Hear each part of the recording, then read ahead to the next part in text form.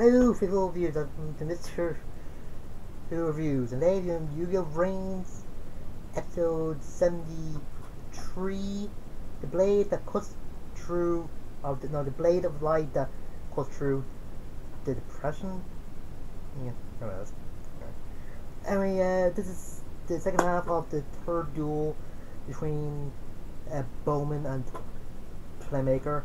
Bowman, this one's on a tangent of why I is so unique because of his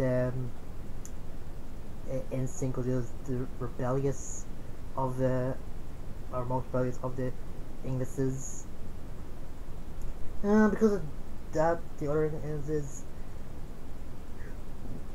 just started to watch him, and and then they got their own abilities.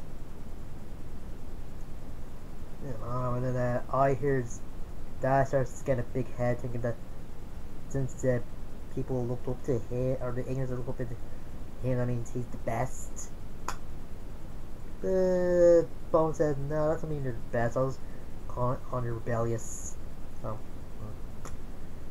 anyway, the duel continues.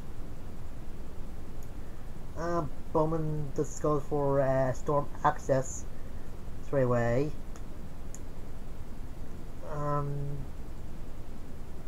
The Link summons a new Link monster named the Great High Driving. First, I think that's the card he got from the storm, or Day of Storm. Player doesn't think it is, because well, he's gonna say why, but it's all later what the card he got was.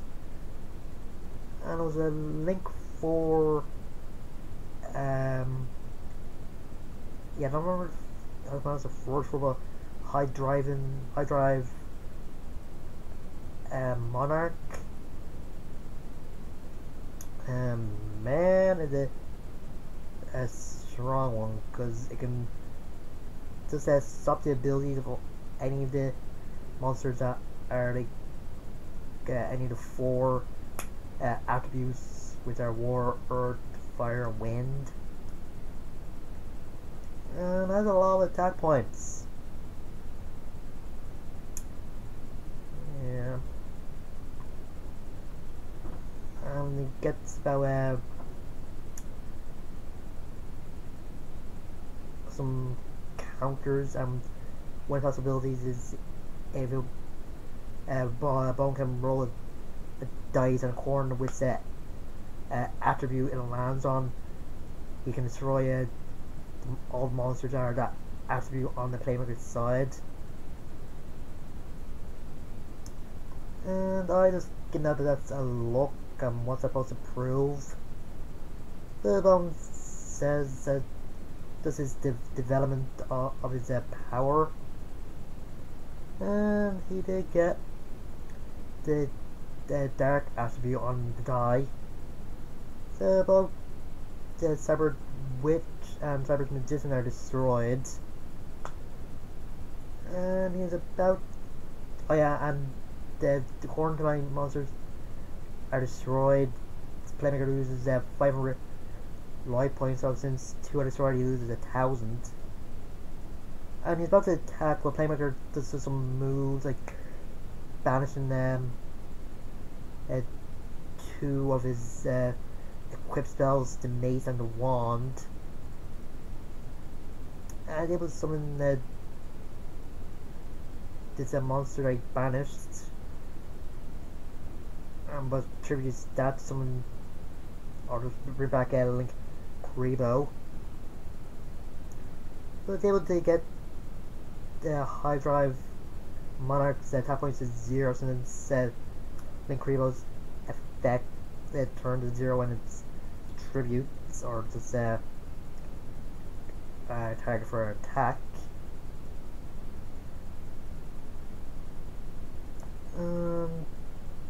Then Playmaker does his new skill, Neo Storm Access, and I kinda like the moment where I said that he was like just forcing the new skill when he first heard that the cyberport was destroyed, and Playmaker's like, "Go ready?" And I like, "Oh no, I was lying. You're always able to do it, but just kept it a secret." Playmaker's like, "Yeah, that sounds more like you." And this calls mean. I also like to say before this, but I was apologizing to Playmaker since he feels like he's the reason why they're losing the duel, but Playmaker says that he's a hostage, and Playmaker is the one that makes decisions in the duel. Anyway, after he gets the card and the Bowman and Haru ties by doing normal storm access, that's shocked that he's doing a Neo one. And one day they updated his skill. Apparently summons a new Link monster, Cyber's Wicked, which seems like a good card since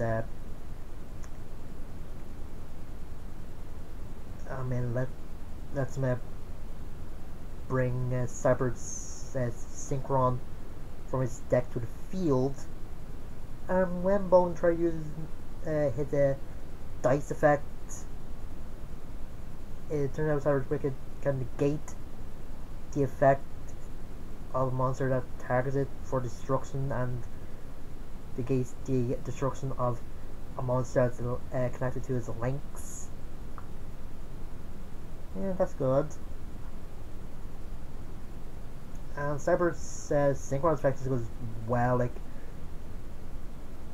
it can double a monster that's beside level by its original one. And the monster level they decided to double is backup Stalker. Yeah, I think that's it. Since Stalker's level is 3, it turns to 6, and it actually Link summons his new, Synchro summons his new Synchro monster, Cyber's Quantum Dragon. Let's say the Synchro summon in this is kind of good, but like revolvers are just for the ones from 5Ds and the Arc 5, but I have to say Cyber's Quantum Dragon's effect is very good, because when he declares an attack, he actually sends the monster's attacking back to the opponent's hand, and is able to attack for a second time. The Pemberton wins since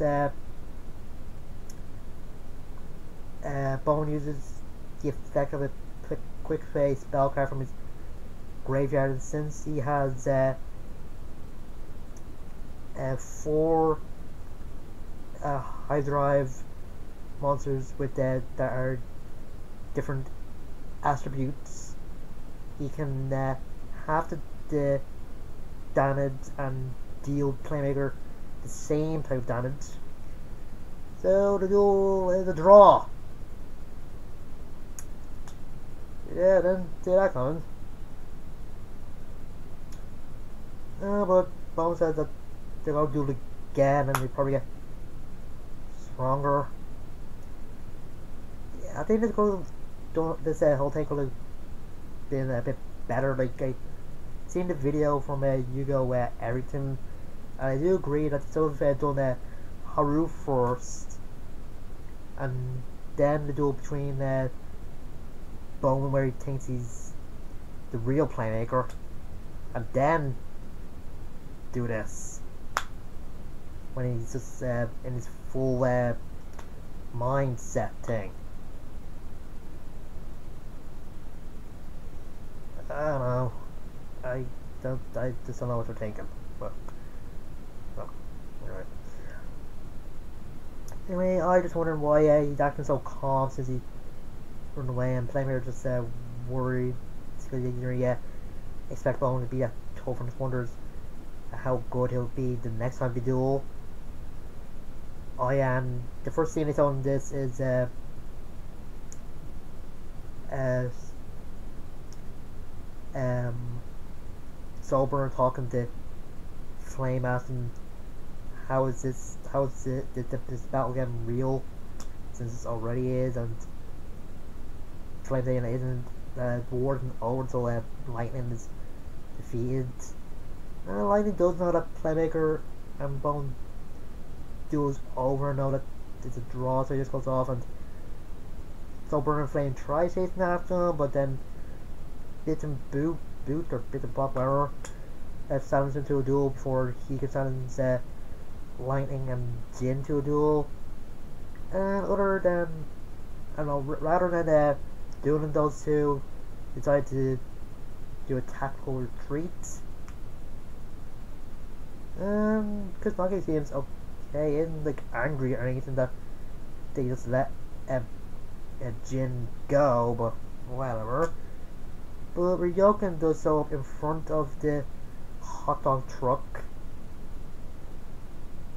and gives Playmaker and the others, or Shocker and the others, his program to protect them from Lightning and his group in case they try to attack them.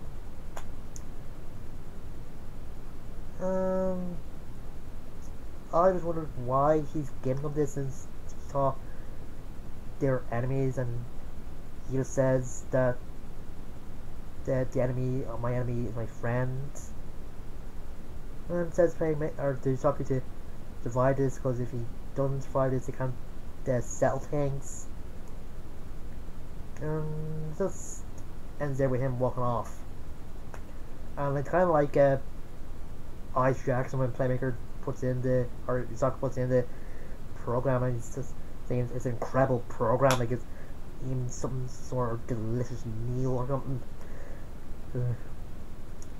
Anyway, this was good. The best part, actually, when he's talking with synchro summons. I just wonder when they're gonna do Dexy's summoning, probably somewhere around December or something next year, but whatever. As they said, I don't know why they're hinting of a fourth duel between these two, but I don't know if it would be that good. Like, the duels are getting a bit boring in this series, but maybe they get better. And I kind of like Ryokan's last revolver at the end of this. He seems like a mix of Jack Atlas and Kaito. Anyway, like a master programmer, and someone that was settle the score with the protagonist of the series. I don't know. I don't know why they didn't so do between Jin and Soul Burner. I thought that woman good. I just wonder what the deck that Lightning made for Jin, but the music was kind of got great when Playmaker did sing for sometime after that. What else? Yeah, I won't say it was one of the best duels of the series, but it was okay. Anyway, next time the Earth Ignis will be dueling against Go, try to free Aqua. Playmaker's gonna be there. There was something else might be there as well. I think might be Aoi, or maybe Ghost Girl or something. I don't know, and don't know what the summary is gonna be for the next 2 episodes after this, but hopefully they're good. Anyway, until next time, I'm Mr.Who. See you guys later.